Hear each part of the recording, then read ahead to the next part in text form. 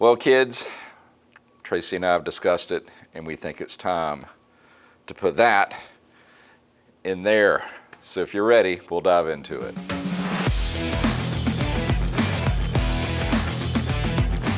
All right, guys, before I pull the engine out of the stand, I want to go ahead and prep the frame by getting that spring out of the way, of course, getting the pivot point for the axle pulled. At that point, then we'll unbolt it, bring it over, set it on a little bit of cardboard, and see if we can get it mounted up with minimal amount of scarring it up.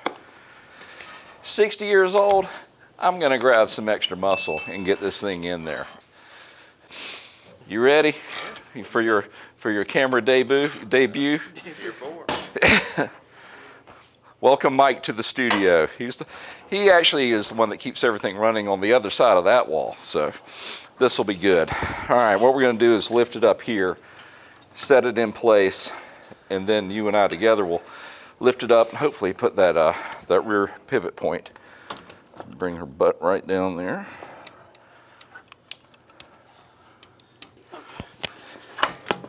There we go. Now bring it in.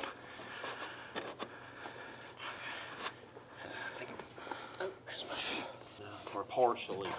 It's not all the way through. It's just partially. There we go. Ooh, some more.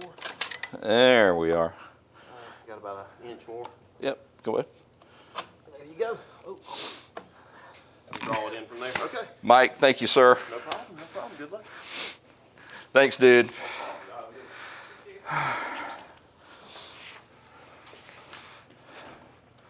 All right, that's going to wrap it up for this video. Ow.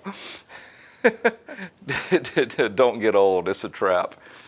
Oh, I'm going to go ahead and lift it up and pivot it up and get that piece of cardboard out, and then start putting some bolts and spacers and other stuff in.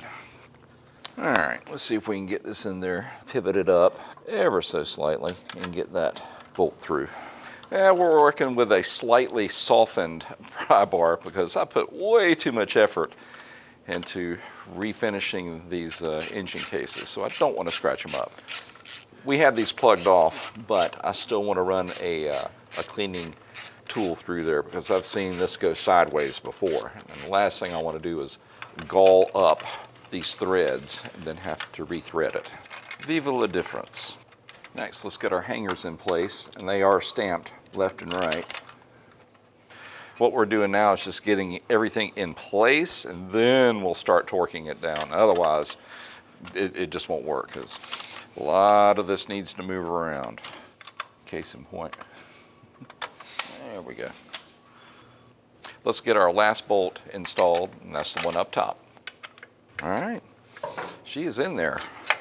Let's get these nuts put on and get them torqued down. So we've got 54 foot-pounds up top, 54 down low, 40 here, and then 20 on each one of these. And then we'll come back last and do 80 on the pivot on the back.